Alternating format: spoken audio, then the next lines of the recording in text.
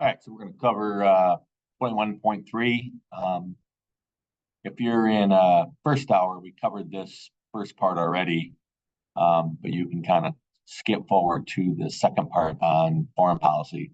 Fourth hour, the whole entire presentation is what you need to have. So it divides Carter's presidency up into two segments: the domestic policies and foreign policies. First of all, just real quick synopsis of President Carter. Is from Georgia. He was the governor of Georgia, not a Washingtonite. In other words, he wasn't a senator, he wasn't a representative, he didn't work in any other capacity in Washington, which made him attractive, I think, to voters, because the voters at that time, 1976, they were not real happy with Washington in general, but specifically, the government. Nixon with the Watergate, scandal kind of still fresh in people's mind. And so, there was not a lot of trust in the federal government at that point. And also in Carter's favor was that he just was able to present a very honest and pretty, integrity type of appearance, and that was important, I think, to people at that point. And then once he does get elected, he one of his first actions that he takes on is that he pardons thousands of men who had avoided the draft during Vietnam. Again, 1976. So we're 5 maybe years or so after the last troops had served in Vietnam. Many of them fled, who did dodge the draft, fled to Canada, or wherever. And that was a violation of federal law. Could have been arrested if they had been, but he pardons that, allows them to return to normal life type of thing. When he takes office in technically 1977, the economy was broke and not at his fault. No policies they initiated, not like tariffs or embargoes or whatever. It was just a bad economy that he took over. It's kind of like if you use an analogy of a coach who just got hired and the team that he's coaching now is not a very good thing. They don't have very good players. And even though he might be a pretty good coach, he's still going to lose games. He just doesn't have any talent. Kind of the same thing here. I don't know what kind of economic policies Carter could have implemented. It didn't matter. He tried several things. He actually did reduce unemployment a little bit when he took office, but inflation remained extremely high.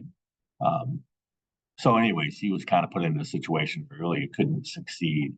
So it would take another 10 years, really, before the economy starts to regain some momentum. That was, I think, maybe 84 when Reagan was president. Another thing about his domestic policy, he had really two things that he focused on. One was energy, and more specifically, conserving energy sources and looking for new types of energy sources, which is nothing uncommon. We hear about that even today, 50 years later. But the dependence on oil from foreign sources was a huge problem, especially with the OPEC embargo and the gas shortages and things of that sort. And so Carter tried to initiate some programs to A, reduce dependence on foreign oil, B, look for new energy supplies such as solar, wind power, and then loosening up government regulations in the oil and energy industry so that will allow for a little bit more flexibility. Along those lines, he establishes the Department of Energy, which was a new cabinet position that he created. If you don't know what that is, that's a division of the federal government. Typically, those are pretty status quo, but we've had new ones relatively recently, and Department of Homeland Security is probably the one that comes to mind. It was established shortly after 9/11. Anyways, this new division that he creates their job was to carry out his new energy problems, to help out trying to find new sources of energy, to initiate some programs that would help conserve energy, And so that was one of his things that he initiated. Along the lines of conserving energy, he did an assortment of different things. He initiated programs that were intended to reduce the U.S. Dependence on foreign energy sources. He also tried to incentivize American automakers, Ford, GM, Chrysler, try to get them to produce cars that were more fuel efficient. As I said, in early muscle cars of the late 60s, early 70s were, super cool, but they also were gas guzzlers. I mean, they 8, 10, 12 miles to the gallon, which just wasn't going to be a thing anymore. And so, towards the latter part of the 70s and into the 80s, it was a big push for U.S. automakers to produce cars that were fuel efficient, like getting 25, 30 miles to the gallon. Other incentives, Americans were given tax breaks if they installed energy saving equipment, like energy saving appliances, furnace, things of that sort. And they also look to promote the development of solar and wind power, which is obviously a thing today. On the environment standpoint, we talk about how he is energy and conserving energy was one, and environmental concern was another part of his domestic policy. This example here is in Alaska. You can see the southern part of Alaska where 100 million acres of land was seized by the government and established into national parks or wildlife refuge, things of that sort, so that those lands would be protected. So, companies couldn't come in and build, huge industrial complexes, or, some developer couldn't come in and, turn it into, apartment complexes or shopping centers or things of that sort. So these were specifically protected for in the interest of wildlife. More on environmental concerns. Fremantle Island was a famous nuclear situation that occurred. It's along the river there in Pennsylvania. And although it didn't really produce any ill effects, nobody was reported to get ill from the radiation that had escaped, if you will. There wasn't a lot of it that was released. It was the fact that there was a nuclear power plant and it did have some sort of malfunction, and radiation was released into the environment. Nothing that was concerning, nothing that was out of the like an alarming amount. But the fact that people were concerned that a nuclear power plant failed, and so it was really super concerning, and so there was a lot of push for the government to increase their regulations on these nuclear power plants, safety concerns, and things of that sort. Moving over to foreign policy, a lot more success, I feel like, for Carter in terms of foreign policy, although he did have failures as well. Again, failures that were somewhat out of his control. He comes into Washington again as a governor of a state, didn't really have any background in foreign policy type of things. He also was one of the first presidents of the time to appoint African Americans, women, and Hispanic Americans to top-level government positions. And he also was a huge proponent for human rights. And human rights would be at the forefront of his foreign policy. SALT II, we talked about SALT I last chapter. SALT II is basically another international agreement that would limit the certain type of nuclear weapons that are being developed. Again, SALT stands for Strategic Arms Limitation Treaty. It's the second one. Panama Canal, the canal, which was under U.S. control since early 1900s, 1906, somewhere in there, whatever it was. It was a U.S. controlled area. Carter turned that control over to Panama, but it wouldn't take effect until 1999. So, I mean, we're talking 30 years later. But the point is that he made a concession to the Panamanians saying, hey, this is your land, this is your canal, we're going to bow out not a popular decision by any means. And then lastly here, although this was really initiated by Nixon's visit to communist China, 1979, the United States formally recognized the government of the People's Republic of China as the ruling government, and no longer was it Taiwan who was recognized. So that was an important foreign policy step as well.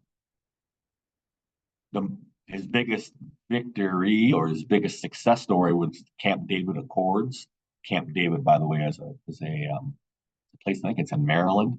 That's where presidents go to kind of get away from things and discuss things and whatever. Gets away from the press and get away from all the different hoopla of Washington, D.C. They go there. It's in a kind of a wooded, forested area. It's quiet, it's peaceful. It's, famous place that presidents kind of escape to. Anyways, two guys you see in the picture, obviously Carter there in the middle. This is Anwar Sadat, who was the president of Egypt at the time. Obviously, Egypt is a Arabic based country, and then you have here Menachem Begin, who was the prime minister of Israel. And again, this is somewhat familiar to people, but in the news, the Hamas and Israeli, issues that are going on. Not that these people are affiliated with that, but the whole conflict that occurs in the Middle East has been going on forever.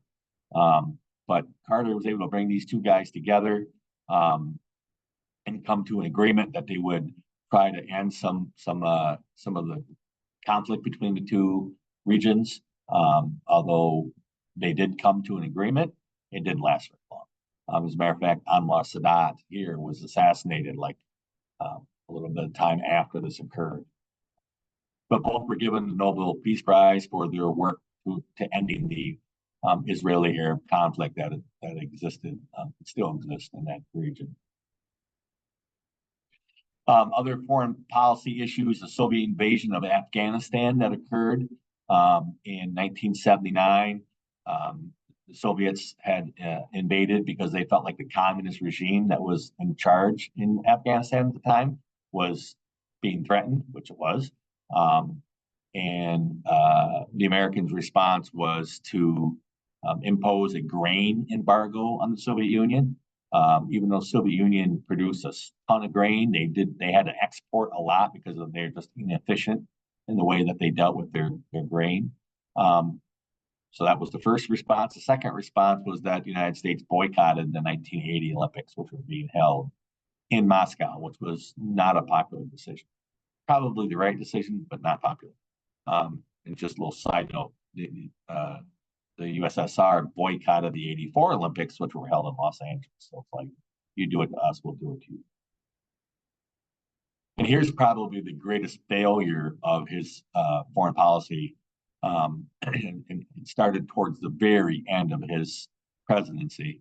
79, 1980 is the next presidential election. In 79, a group of Iranian Islamic-based students had stormed the embassy there in Tehran and took control over the U.S. embassy, held several U.S. workers, U.S.-based government workers there, held them hostage for, I think, 444 days or something to that extent. And it was reported on a daily basis. Nightly news. As a matter of fact, the news show Nightline, which is on today, that its origins of Nightline is based on this crisis. They started to report after the nightly news at 11:30. They started to report on the hostage situation on a daily basis, and that kind of started that program, which is still in function today. Anyways, it was just a nightmare. They tried to organize a rescue mission to get the hostages out. That failed as two helicopters crashed somewhere in the desert in South Africa or in North Africa. And that got reported. That was a huge black eye for the Carter administration. The economy is still not doing great. So you have all these different, even though he had some success in Camp David Accords, this now kicks in, and it basically signed, sealed, and delivered the fact that he was not going to be reelected. And so he he kind of starts negotiations for the hostages' release towards the latter part of 1979. They finally were released in January of 1981, shortly after Reagan had taken office. And Ronald Reagan kind of got a lot of the credit for that, but really the groundwork for that release was done by Carter. Not a lot of people knew that at the time, but and he was kind of an unassuming guy. He didn't really want a lot of credit. He just wanted to get the hostages released, which they did. So that ends section 3. So again, you have the test on Tuesday on chapter 21. You have the 21.3 lead-in, which you are currently working on, which is due Sunday night. We'll go over that in class a little bit on Monday, and then we'll have a Kahoot Monday, and then obviously, as I said, there's a test on Tuesday. It's your last one. Seniors, you don't have to take that test.